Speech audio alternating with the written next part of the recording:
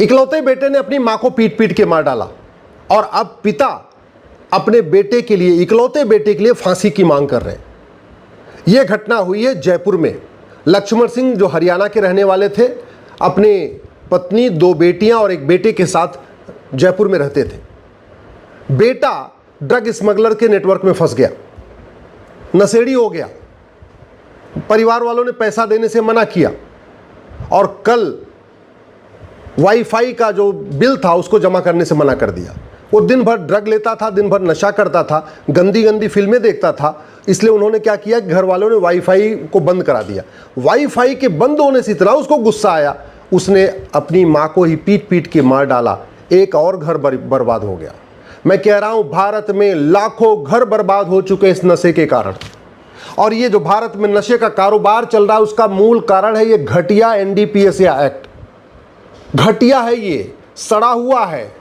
यहां 9-9 कुंटल नशा मिलता है, 9-9 कुंटल गांजा मिलता है। इसके बाद भी उन नशा तस्करों को जमानत मिल जाती है। 30 साल 40 साल मुकदमा चलता रहता है और इस बीच में लाखों लोग बर्बाद हो जाते हैं। एक एक ड्रग स्मगलर हजार लोगों को बर्बाद कर रहे हैं। एक एक ड्रग स्मगलर जो बड़े वाले हैं वो लाख परिवार बर्बाद कर रहे हैं। और ये सब इसलिए हो रहा है क्योंकि भारत में हमने पुलिस रिफॉर्म किया नहीं, जुडिशियल रिफॉर्म किया नहीं, एडमिनिस्ट्रेटिव रिफॉर्म किया नहीं और इस घटिया एनडीपीएस एक्ट को बदला नहीं। दुनिया के कई देशों में ड्रग स्मगलर को फांसी होती है साल भर के अंदर। दुनिया के कई देशों में ड्रग स्मगलर्स की जो नशे का कारोबार करते हैं, जो नशा बेचते हैं, उनकी 100% संपत्ति जब्त की जाती है, उनको उनकी नागरिकता खत्म कर दी जाती है, उनको फांसी दी जाती है। और हमारे देश में आज भी वही घटिया कानून जो चल रहा था, चला आ रहा है। इतने परिवार बर्बाद हो चुके। कितनी बार ऐसी घटनाएं आ चुकी, नशेड़ी पति ने पत्नी की हत्या कर दिया, नशेड़ी बेटे ने बाप की हत्या कर दिया, नशेड़ी बेटे ने मां की हत्या कर दिया, नशेड़ी भाई ने अपनी बहन की हत्या कर दिया। जो नशेड़ी है उसको जो रोकेगा, स्वाभाविक सी बात है, उससे नफरत करेगा, गुस्सा करेगा। और अगर कोई ज्यादा रोकेगा तो मारपीट भी हो जाएगी, उसमें जान भी जा रही है। ये सब कुछ चल रहा है। ये लाइलाज समस्या नहीं है, ये विश्वव्यापी समस्या नहीं है। सिंगापुर में एक व्यक्ति के पास मात्र 1 किलो गांजा मिला था, 1 किलो गांजा, और उठा के फांसी दे दिया। दोबारा किसी की हिम्मत नहीं है सिंगापुर में जाके वहां गांजा बेचे, चरस बेचे, अफीम बेचे, कोकीन बेचे। और भारत में ऑन डिमांड ड्रग सप्लाई हो रही है। ऐसा कोई कॉलेज नहीं है भारत का जहां पे ड्रग नहीं बेची जा रही है। ऐसा कोई यूनिवर्सिटी नहीं है जहां ड्रग नहीं बिक रही है।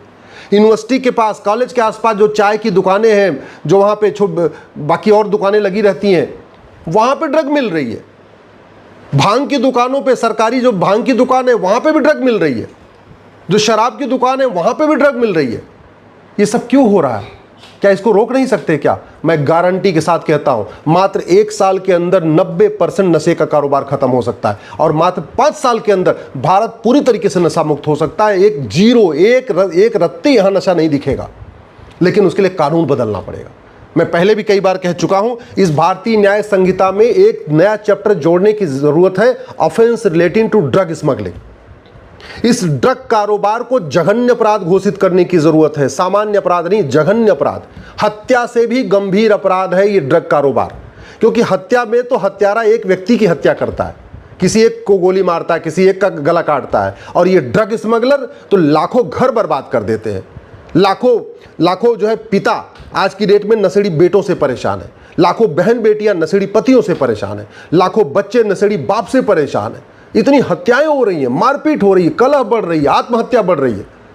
नशेड़ी बच्चों से परेशान होकर माता पिता आत्महत्या कर ले रहे, नशेड़ी पतियों से परेशान होकर बहन बेटियां आत्महत्या कर ले रही हैं। सब कुछ हो रहा है।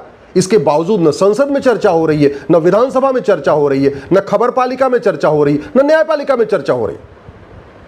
अब समय आ गया है इस नशे के खिलाफ पूरे देश में हल्ला बोला जाए, पूरे देश में नशे के खिलाफ आवाज उठाई जाए। इस बीएनएस को बदल के तत्काल इसमें एक चैप्टर जोड़ा जाए, offence relating to drug smuggling. Drug कारोबार को जघन्य अपराध घोषित किया जाए, ड्रग कारोबार को राष्ट्र की सुरक्षा के लिए खतरा घोषित किया जाए, ड्रग स्मगलिंग को देश की एकता अखंडता के लिए खतरा घोषित किया जाए, ड्रग स्मगलिंग को ऑर्गेनाइज क्राइम डिक्लेयर किया जाए, ड्रग स्मगलिंग को वेजिंग वॉर डिक्लेयर किया जाए और ड्रग स्मगलर की 100% प्रॉपर्टी जब्त करने, नागरिकता खत्म करने और साल भर के अंदर फांसी देने के लिए कानून बनाया जाए। साल भर के अंदर जब फांसी देना शुरू करेंगे, सारे ड्रग स्मगलर की 100% प्रॉपर्टी जब्त करना शुरू करेंगे, तब जाके ड्रग कारोबार रुकेगा। अभी हो भी रहा है कि जो ड्रग स्मगलर पकड़ा जाता है उसको पकड़ में जेल में डाल देते, वो बेचारे नीचे का प्यादा होता है, उसके जो मालिक हैं, जो मेन सप्लायर, उनको तो पकड़ते ही नहीं है।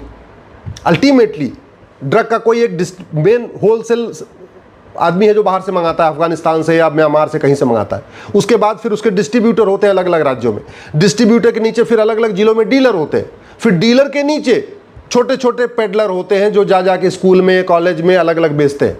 तो हम क्या कर रहे हैं, हम उसको पकड़ रहे हैं जो बेच रहा है, वो सबसे नीचे वाला प्यादा है, वो तरीके से उसको पकड़ने से कुछ नहीं होगा जब तक ड्रग स्मगलर को पकड़ के उसका narco polygraph brain mapping test नहीं करेंगे और उससे पूरी चेन को नहीं पकड़ेंगे। स्वाभाविक सी बात है, जो बेचता है अगर उससे पूछेंगे भाई तुम्हें कौन दिया, तो एक आदमी का नाम ले लेगा, लेकिन जब उसका narco polygraph brain mapping test करेंगे तब फिर ऊपर वाले डीलर का नाम बताएगा, फिर उसका narco polygraph brain mapping test करेंगे, फिर ऊपर वाले का डीलर का नाम बताएगा। तो जब तक इस चेन के जरिए narco polygraph brain mapping test करके सबसे बड़े जो होलसेलर है, जो सबसे मेन जो इसको मंगा रहा है बाहर से, उसको पकड़ के जब जेल में डालेंगे तब ड्रग कारोबार रुकेगा। नहीं तो कभी हम यहाँ पकड़ लेंगे, कभी वहाँ पकड़ लेंगे, कभी वहाँ पकड़ लेंगे। अखबार में रोज आता भी रहता है, 10 किलो गांजा पकड़ा गया, 5 किलो चरस पकड़ा गया, फलाने पकड़ा गया, फलाने पकड़ा गया। और किसको पकड़ लेते हैं, वो जो ट्रक ड्राइवर है जो लेके जा रहा था उसको पकड़ लेते हैं। और किसको पकड़ लेते हैं, जो स्कूल कॉलेज में बेच रहा था उसको पकड़ लेते। वो तो एक तरीके से 5वीं 6वीं लेवल के नीचे के वो जस्ट पेडलर हैं, वो प्यादे हैं, प्यादे। उनको तो दिन भर में 1000-2000 रुपये मिल जाता है, इसलिए बेच रहे हैं। एक्चुअली मेन जो बैठे हुए हैं वो ऊपर बैठे हैं और उनके ऊपर आज तक हाथ ही नहीं डाला गया।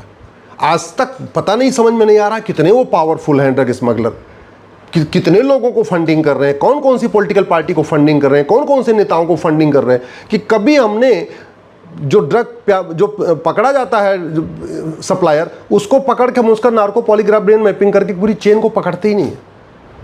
ये बहुत बड़ी समस्या हो चुकी है।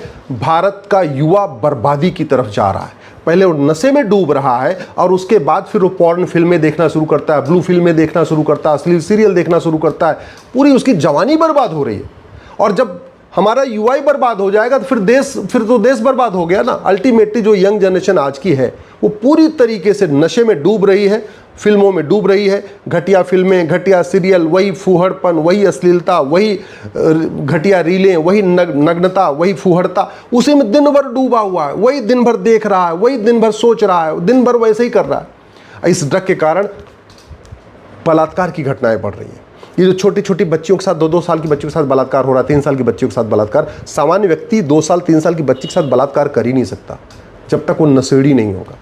ये जो भाड़े पे हत्याएं हो रही हैं, अल्टीमेटली नशेड़ी हो गया, ड्रग एडिक्ट हो गया। अब उसको अगर पैसा नहीं मिलेगा तो माँ बाप को मारेगा। अगर माँ बाप गरीब है, माँ बाप पैसा देने लायक नहीं है, तो जाके वो चेन स्नैचिंग करेगा, मोबाइल स्नैचिंग करेगा, झपटमारी करेगा, किसी और अपराध में शुरू हो जाएगा, किडनैपिंग का कारोबार शुरू करेगा। ऐसे हो रहा है। दुनिया भर के ड्रग स्मगलर, इस जो ड्रग कारोबार है, इसका केवल एक अपराध नहीं है। केवल ऐसा नहीं युवा बर्बाद हो रहा है, केवल ऐसा नहीं कि इससे केवल अपराध बढ़ रहे हैं, इसका बहुत बड़ा एक नेशनल रेमिफिकेशन हो रहा है। पंजाब में इस ड्रग के कारण धर्मांतरण हो रहा है।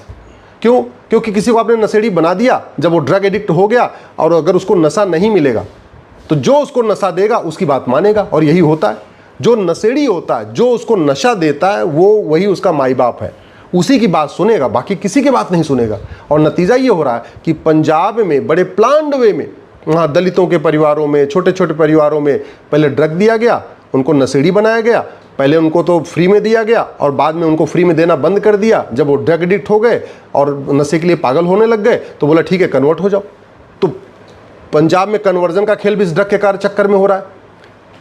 ड्रग के कारण अपराध भी बढ़ रहे हैं, ड्रग के कारण चोरी लूट झपटमारी बढ़ रही है, ड्रग के कारण जो है बलात्कार की घटनाएं बढ़ रही हैं, ड्रग के कारण जो है हमारी यंग जनरेशन बर्बाद हो रही है। और यंग जनरेशन का मतलब, बर्बाद होने का मतलब आपकी संस्कृति बर्बाद, यंग जनरेशन बर्बाद होने का मतलब पूरी पीढ़ी बर्बाद, यंग जनरेशन बर्बाद होने का मतलब पूरा देश बर्बाद, यंग जनरेशन बर्बाद होने का मतलब धीरे धीरे आपका देश गर्त में जाएगा, सोमालिया जैसा बन जाएगा।